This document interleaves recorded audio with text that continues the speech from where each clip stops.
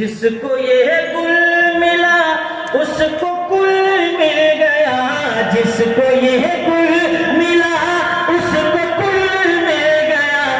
मारिफत की ये मौजे के चोचे में है, मारिफत की ये मौजे के चोचे में है।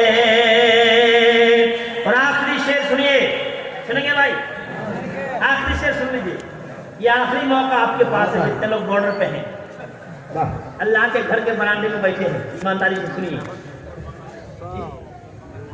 हाँ उसके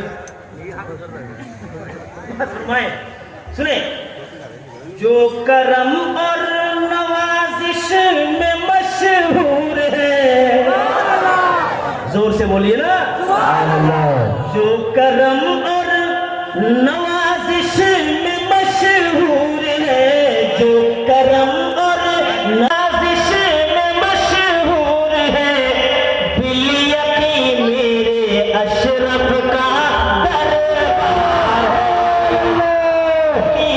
मेरे अशरफ का दरबार है, दिल यकीन मेरे अशरफ का दरबार है।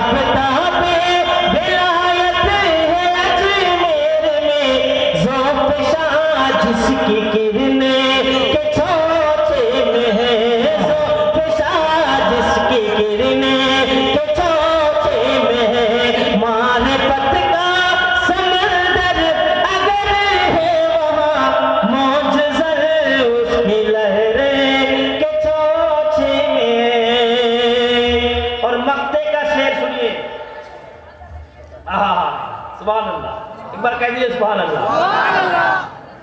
तेरा इजहार भी कितना